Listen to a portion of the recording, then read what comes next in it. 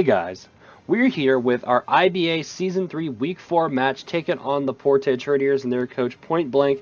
He will definitely be down in the description below, so make sure you guys go check him out. But real quick, we will go over the team that he drafted for this season and my team as well. He has Megalopony, kyurem-b, Thundurus Incarnate, Porygon 2, Sylveon, Bronzong, Crobat, Tsareena, Cofagrigus, Quagsire, and Heatmore, with Kyurem, Thundurus, and Heatmore being his Zmons. My team, if you did not know, is Mega Charizard X, Manaphy, Xurkitree, Decidueye, Skarmory, Donphan, Cresselia, Alolan Persian, Deontay, Swellow, and Hariyama, with Manaphy, Xurkitree, and Decidueye as my Zmons.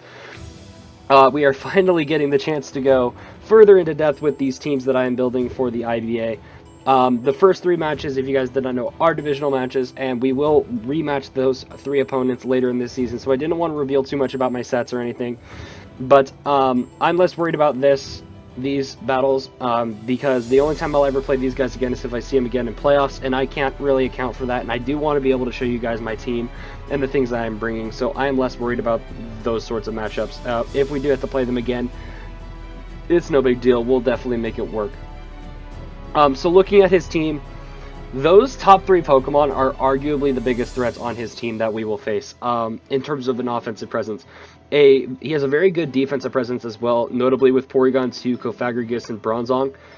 Quagsire is also pretty decent against my team, specifically to counter stuff like Charizard, because it does resist its Flare Blitzes and doesn't care if I set up on it because of that ability Unaware. Crobat is an interesting matchup with my team. I don't feel like it's excellent, but I definitely feel like it has a purpose in coming. I don't feel like Sylveon is very useful versus me, and I definitely don't feel like Heatmore nor Tsareena are very useful versus me. So if I had to predict a 6, I would say Megalopony, Kyurem, Thundurus, Porygon, Cofagrigus, and probably I would say either Bronzong or Quagsire, one of the two. Which I absolutely could be wrong. But no harm, no foul. I feel like I am prepared for anything he could possibly bring that I could think of off the top of my head. So the first thing I wanted to have on this team was a decent check to Megalopony and Kyurem in the form of Cresselia. This is the first time Cresselia is coming this season. It's so bulky, it's able to take on both very comfortably. We have the leftovers with the ability Levitate, has the moves Moonlight, Moonblast, Psychic, and Shadow Ball with 252 HP, 108 defense, 56 special attack, 88 special defense, and 4 speed, and a bold nature. That physical defense investment is to comfortably take hits from Megalopony, even at +1 if it does decide to carry Power Up Punch this week. And the little bit of Spadef comfortably takes on the likes of Kyurem and Thundurus. Thundurus that lacks Dark Pulse, at least, specifically Nasty Plot and Dark Pulse. I could take 2 Dark Pulses after leftovers recovery from Timid, which I imagine he will be Timid because I would think he would want to guarantee that he outspeeds the Manaphy I could potentially bring, so I don't think he's going to bring Modest. So yeah, a non-+2, and this is a no-boosting item, so say he's like a sub-lefty set, something that isn't like Life Orb, or maybe it's a Zmon. We can take 2 Dark Pulses. This thing is just meant to be a super bulky threat. We have all the moves we have because Moonlight for recovery, obviously Psychic for stab. That special attack investment, 2-hit KOs Megalopony guaranteed.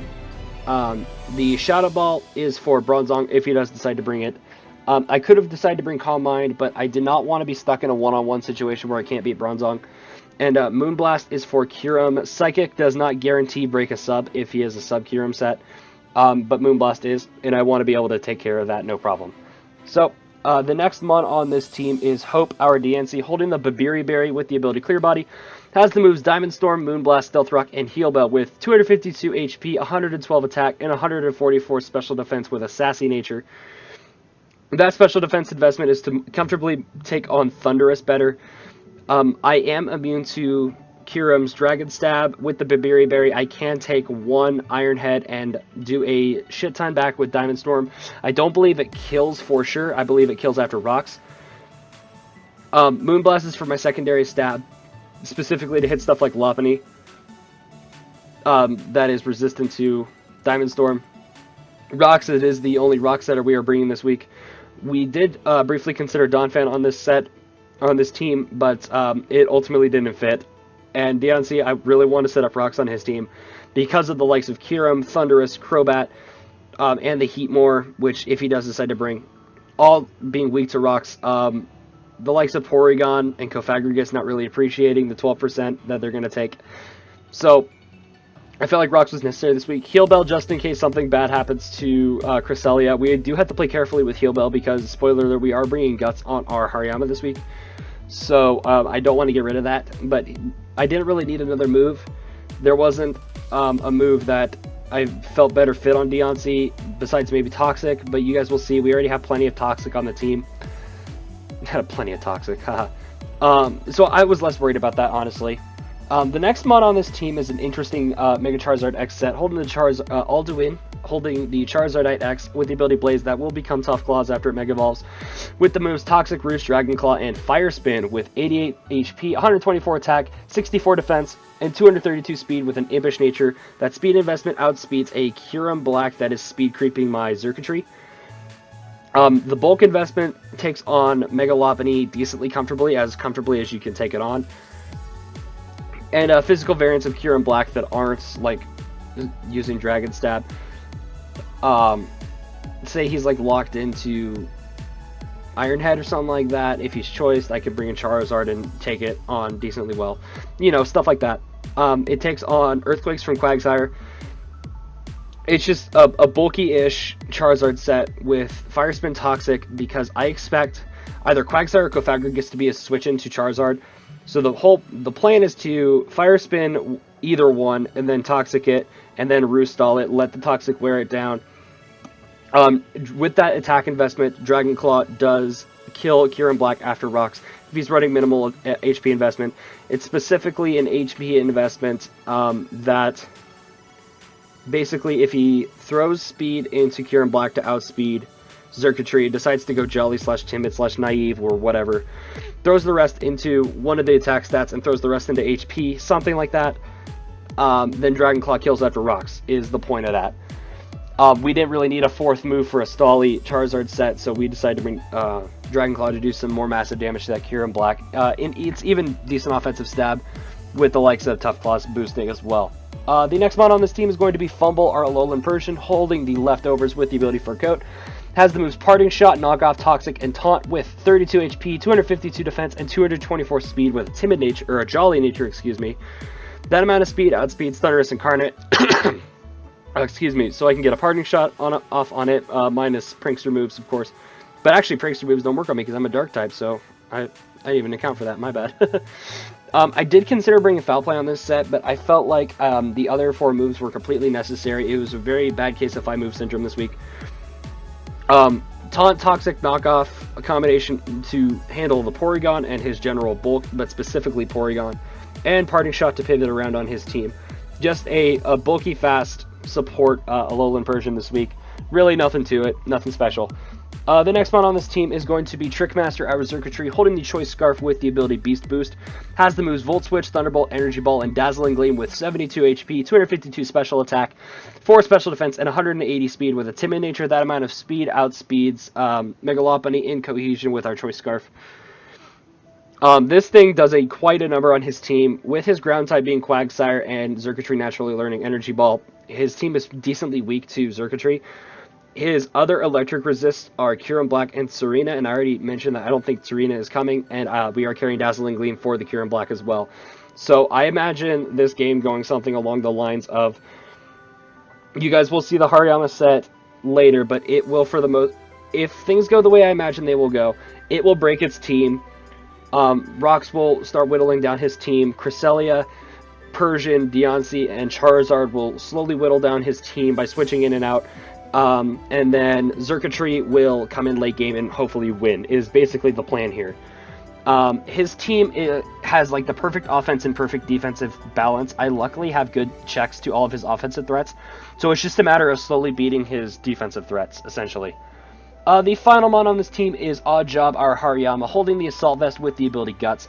Has the moves Close Combat, Poison Jab, Knock Off, and Stone Edge with 252 attack, 172 defense, and 84 speed with an Adamant nature. That amount of speed creeps a no-speed Porygon 2 by 1 point. That amount of defense takes a max attack Jolly non-boosting item, say he's Black Sludge, Brave Bird from the Crobat. It's actually quite marvelous how those numbers worked out so perfectly, and then max attack Adamant for maximum damage output. Close combat for Stab, Poison Jab for Sylveon, Knock Off for Cofagrigus, Stone Edge, and Work for Crobat. Everything else is... Stone Edge is also for Thundurus Incarnate. It was actually a very important damage roll. We do have to risk the miss with Stone Edge. We couldn't afford to bring Ice Punch. And then Close Combat for Stab. He has nothing on his team that resists all 4 of these moves. This thing is basically, I plan on switching it in on special moves, things like Thundurus, Porygon, even Quagsire if that decides to come, and possibly even to catch a Scald Burn. That would be very, very important and clutch. And just start denting his team. This thing is not going to win me the game. This thing is going to make it so that Circuitry wins the game, is essentially what's going to go on here. So anyways, we are going to insert this little prep video right before our battle, so we're going to go ahead and hop over to the battle, and I will see you guys in just a second. Alright guys, here we are at the battle. The team we decided to bring is Quagsire, Porygon 2, kyurem-b, Crobat, Mega Lopunny, and Thundurus. So basically what I was expecting something else instead of Crobat, honestly. Maybe something like Cofagrigus or Bronzong. But nonetheless, that's okay. The good news about him not bringing Bronzong, though, is that he does not have access to Stealth Rock. His form of hazard removal is Defog on Crobat, which I anticipate he did bring. So getting up rocks will be very important, but looking at potential lead matchups, I like the matchup I have potentially with Alolan Persian. I feel like it can basically react to whatever he decided to lead with. If he decides to lead with Lopunny, which is naturally faster and something that kind of counters me-ish, I can go into Cresselia. If he decides to lead Crobat, honestly, I'm okay with just Parting Shot on it, or possibly knocking off its item. So I felt like Persian had a decent lead matchup, so we're just going to go ahead and get started with the battle. He decides to end up leading that Quagsire, and I'm going to go ahead and lead with our Persian. Now, I'm just going to go ahead and try to Toxic this Quagsire turn 1. Makes Charizard's job a million times easier, so getting that Toxic off would be important, but he decides to switch out into his Lopunny. And I'm going to go ahead and go out into my Cresselia, knowing I can take pretty much any hit, as he decides to click Toxic. Which is a good bring on his part, bringing Toxic on the Mega Lopunny. He doesn't really need all that much offensive moves, so that'll be very helpful for him. He decides to bring in his Porygon 2, as I just decide to click Psychic, trying to get some damage off on that Mega Lopunny and get a feel for what Kurt is going to try to do with this match, what are his switch-ins to what, and things like that. So I'm going to go ahead and switch into my DNC on the Porygon 2, knowing I can take pretty much any hit he wants to throw at me. He decides to click Thunderbolt, does get an unfortunate crit, that is no big deal. And then knowing I can set up rocks at this point pretty much for free. Now, he decides to bring in his Quagsire, and anticipating a Scald or an Earth Power, I know that with my Assault Vest I could take it with Hariyama, especially if it decides to Scald and had the potential to burn me, which is exactly indeed what happens. Now, I basically get a free knockoff here. I don't think he's gonna switch into Mega Lopunny, risking me clicking Close Combat, so I can knock off pretty much any item that I want to, as he decides to bring in his Crobat, which is going to lose its Black Sludge, which is important. Now, I anticipate him to want to defog away my rock, so I'm going to go ahead and go back into DNC and just set him right back up. He can't do a whole lot to DNC. I do resist his Brave Birds. He has only revealed Roost and Defog so far, and I could just start spamming Diamond Storm until one of us is forced to switch out, basically. He decides to eventually switch out into his Porygon 2, as I'm actually going to switch out on the same turn and go back into my Alolan Persian, recognizing that neither of us are really going to get anywhere by having DNC versus Crobat fights. And I can go into Alolan Persian on the Porygon 2. I do decide to taunt him, which I do taunt him away from Toxic. And I'm going to go ahead and click Knockoff and try to get rid of that Porygon's Eviolite, but he is going to go ahead and switch out into his Lopunny. That takes the Knockoff, no problem. Now, again, I still have a switch into Lopunny, no problem, in the form of Cresselia. Even if it is Toxic, we will manage. No, watching the Toxic slowly whittle down Lopunny, I do have Recovery with Moonlight, so I will be winning this one-on-one eventually. So I'm going to go ahead and Moonlight up and get back to a decent chunk of health, as he decides to go out into his Porygon. Now, recognizing that Porygon's at low health, I imagine he will want to recover this turn, so I'm going to go ahead and go into my Hariyama, scare him out with the potential of Close Combat, and we already revealed that Crobat is his switch into Hariyama, so I'm going to go ahead and click Stone Edge on the prediction, trying to catch that Crobat on the switch. I do unfortunately miss, which there's nothing that can be done about it.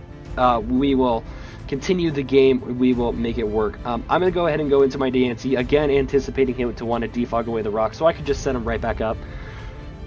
But he's going to go ahead and roost as I set my rocks back up. And again, we are in a situation where basically he can roost stall me out of my Diamond Storms, and we're just going to trade defog rocks, Diamond Storm, roost is basically how this is going to work. Eventually, this is a little bit of a stally part of the match, so this might take just a second. We're going to set rocks up, and this is basically him going to try to roost stall away my Diamond Storms. I do end up getting 2 defense boosts, but none of those defense boosts are going to matter versus this Crobat, because by the time that I realize that we're not making any progress, I'm just going to go ahead and switch out and try to pivot around this Crobat and play a little bit more offensively and aggressively. So we do waste a couple of Diamond Storms, and eventually I do decide to go out into my Xurkitree, which is Scarfed, but he does not know it is Scarfed. And all I'm going to do is just click Thunderbolt and decide, if he decides to bring in his Porygon, I have switches to that. If he decides to bring in his Quagsire, I have switches to that.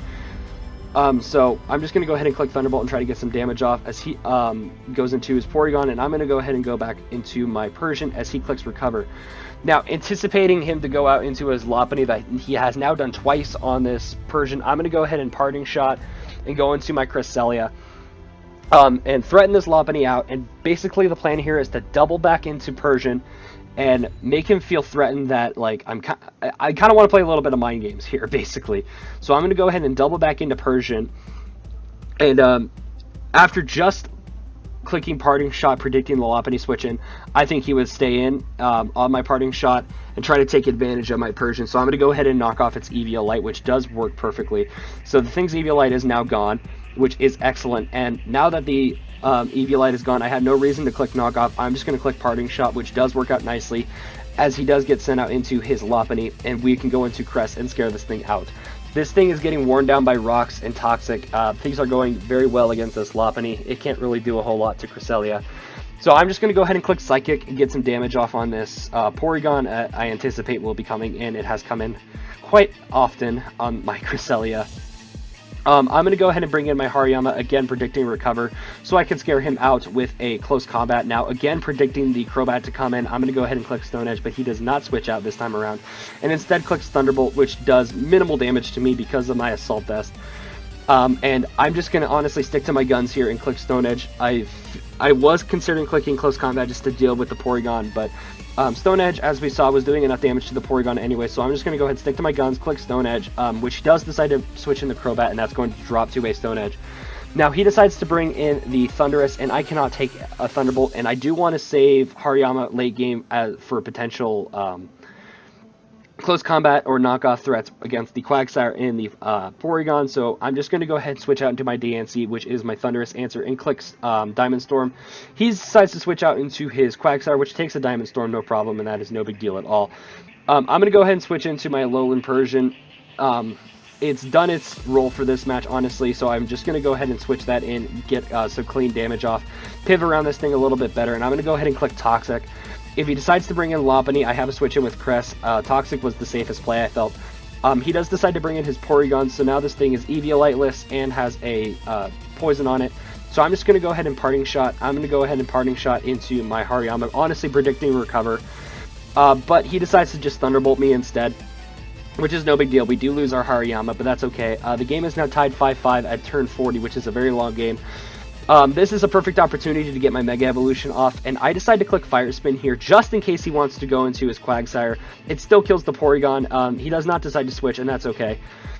We do kill the Porygon nonetheless, and he brings in his Lopunny, and again, I still have a switch into this in the form of Cresselia. And because this thing got Toxic earlier in the game, it's going to die to 2 Toxics. So I'm just going to go ahead and switch in and then click Moonlight and get back up to a decent chunk of health and just let the Toxic kill this Lopunny, so I can keep Cresselia at an optimal amount of health. So Alolan Persian is credited with that kill because it did Toxic hit on turn, what was it, 2? Something like that? And we're on turn 43 now? Crazy how that sort of thing works. He decides to bring in his Thundurus, and I'm going to go ahead and switch into my Diancie. If he decides to attack me, I can get a Heal Bell off. If he decides to set up, I can click Diamond Storm, hoping he gets cocky and tries to set up again, but he does make the smart play and just decides to kill my DNC, which is no problem because I can come in and revenge it with Scarf's Xurkitree, no problem. And this does confirm that I am Scarf's Xurkitree, and because I am clearly locked into Thunderbolt, he could switch in Quagsire, no problem. But that's okay because Xurkitree is going to win me this game later. So I'm going to go ahead and switch in my Alolan Persian. Take the Scald, no problem. Or, not no problem. Sack off Alolan Persian to a Scald.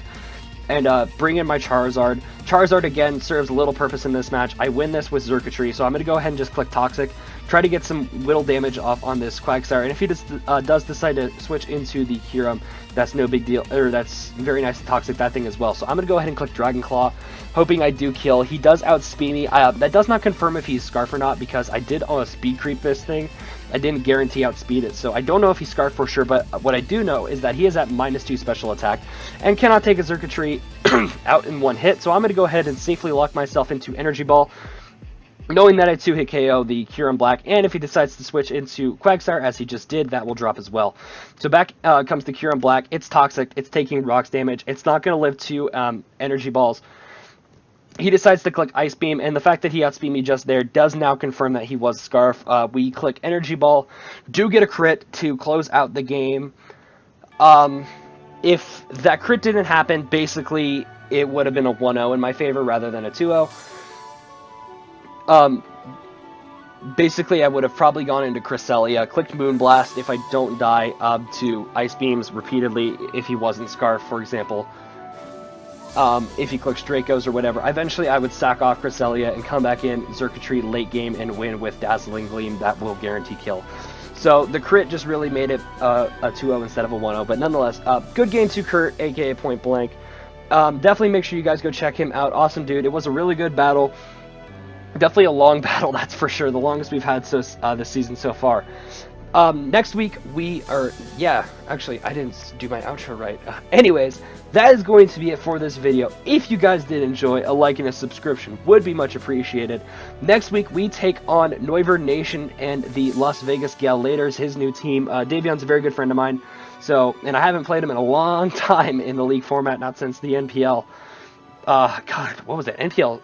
It might have been the ITL on. No, it wasn't the ITL. It might have been the NPL Season 4 was the last time I played Davion, so definitely looking forward to that match. But anyways, that is going to be it for this video, and I will see you guys in the next one. Later.